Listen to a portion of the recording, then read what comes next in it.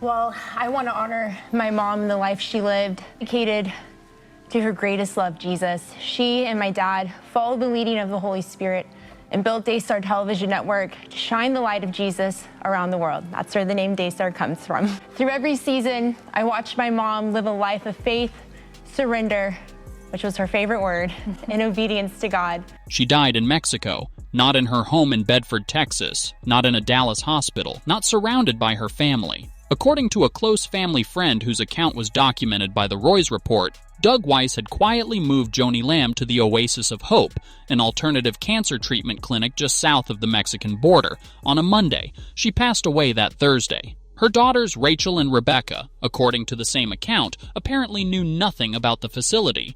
On the morning their mother died in Mexico, both daughters were actively broadcasting live on Daystar, laughing, talking, doing television, visibly unaware that their mother was slipping away across the border. Jonathan was not there. He was not warned. He found out his mother was gone 10 minutes before Daystar announced it on social media, from a corporate attorney. That is where the Lamb family is today, not unified in grief, not quietly healing, but scattered, some inside the building, some outside it, some not even knowing their mother was dying while they were on camera, in ways that nobody who watched Daystar for 30 years ever saw coming. Today, we are documenting exactly where every member of this family is right now, and the answer is more complicated than anyone expected. Start with the eldest son, because his location today tells you the most about what has happened to this family. Jonathan Lamb is outside Daystar, completely, permanently, at least for now. He was fired on November 16, 2024, the day after the Roy's Report first contacted Joni Lamb for comment on the family's allegations. The termination letter was delivered by the network's head of security, who arrived at Jonathan and Susie's home wearing a bulletproof vest. Since his firing, Jonathan has not been reinstated. He was not invited to speak at his mother's memorial service on May 18, 2026. He was present. He attended, but he was seated in the far right of the front row, deliberately positioned away from the cameras and separated from the rest of the family on the platform. He was the only one of Joni's 3 children who did not speak from the stage that day. He was not invited to his mother's burial. What Jonathan has done publicly since Joni's death is notable for what it is and what it is not.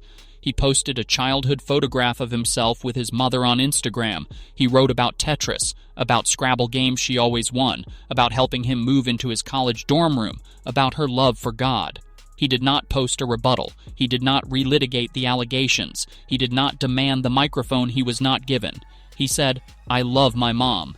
And then, according to the Roy's Report, he and Susie opened their hearts to the possibility of reconciliation, agreeing through a mutual friend to reach out to his sisters, to apologize for any pain caused on their side, and to ask for forgiveness without guarantee of receiving it. That attempt was made. Tom Callender, the Daystar board member at the center of the succession question, reportedly broke down sobbing on the phone when told Jonathan wanted to reconcile. 2 hours later, after speaking with Rachel and Rebecca, Callender sent a text message that read, "Please correct your statement immediately that you spoke to the head of the board and that I said anything to you about what Joni's last wishes were. I did not share any such statement with you."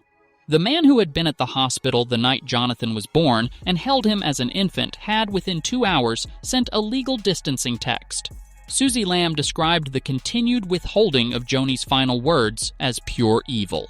Jonathan today is a man outside an institution both his parents, in writing and in private conversation, said should belong to him. He is waiting. He has not gone to war publicly, but he has not gone away. Susie Lamb, the voice that has not gone quiet. Susie Lamb, Jonathan's wife, has been one of the most publicly visible members of the family since Joni's death, and in many ways, she has become the most direct communicator of what the family is experiencing. She was the one who posted publicly on X on the day Joni died. "We weren't informed of anything. We were down the road but weren't given a call to say goodbye. We forgive them." She was the one who confirmed, publicly, that on the morning Joni died, nobody from the family or the network reached out, that Jonathan learned from a corporate attorney. She was the one who, when the reconciliation attempt was shut down by Callender's reversal, described the experience in terms that reflected genuine anguish and genuine forgiveness simultaneously. Susie has continued to speak publicly, including in interviews with Julie Roys, maintaining that the abuse allegations regarding their daughter are not retracted, that the police case closure was procedural and not exonerating, and that they remain ready for reconciliation if it comes on honest terms. She is not inside Daystar. She has not been offered a path back in. She is a woman who lost her mother-in-law, was not told she was dying, was not invited to the burial, watched her husband's reconciliation attempt get legally shut down within 2 hours, and has still chosen, publicly, the language of forgiveness. Rachel Lamb Brown, inside the building on camera. Rachel Lamb Brown, Joni's eldest daughter, is today one of the most visible presences on Daystar. She spoke at her mother's memorial with evident emotion, describing watching Joni continue to broadcast even while physically suffering, and sharing the story of her mother asking a doctor about his soul minutes before surgery. She spoke of continuing to build what her parents had built. She had taken on expanded hosting duties during Joni's absence in weeks before her death. Those duties have continued. Rachel is married to Joshua Brown, the man Jonathan and Susie have identified in their public allegations as Pete, the family member they allege was found alone with their naked 5-year-old daughter. Josh Brown has denied every allegation categorically and in detail. The police investigation closed without charges. Rachel has not publicly addressed Jonathan's allegations directly. She has not publicly acknowledged his presence at the memorial. She has not publicly responded to the account of Joni's final words as relayed by the family friend, that Joni told Tom Callender to give Jonathan back Daystar if he reached out. She is on camera. She is inside the building. She is described by those who know the situation as someone whose response to the reconciliation attempt was one of the factors that caused Callender to reverse course within 2 hours. Where Rachel goes from here, whether she steps into a formal leadership role, whether she addresses the succession questions publicly, whether the estrangement from Jonathan is something she moves toward resolving, is one of the central, unanswered questions of the Daystar story. Rebecca Lamb Weiss, the third child. Rebecca Lamb Weiss, Joni's youngest daughter, also spoke at the memorial, holding a devotional her mother had personally signed, and speaking about a final Mother's Day lesson Joni had recorded about surrender to God. Rebecca's last name reflects a significant detail. She is married into the Weiss family. Her husband is Chase Cocking, Doug Weiss's son-in-law, making Rebecca's marriage a direct connection between the Lamb family and the man at the center of the post-Marcus controversy. Rebecca is present at Daystar. She has not publicly addressed the succession questions or the allegations. Like Rachel, she is on camera and inside the building. Doug Weiss, the husband at the center of everything. Doug Weiss is perhaps the most complicated figure in the current Daystar picture. He married Joni in June 2023, 58 days after filing for divorce from his wife of more than 30 years. He became co-host of Ministry Now, the network's flagship daily program. He was with Joni in her final weeks, and according to reporting by the Roys Report, it was Weiss who moved her to the Oasis of Hope Clinic in Mexico in her final days, a facility none of her children, including Rachel and Rebecca, apparently knew about.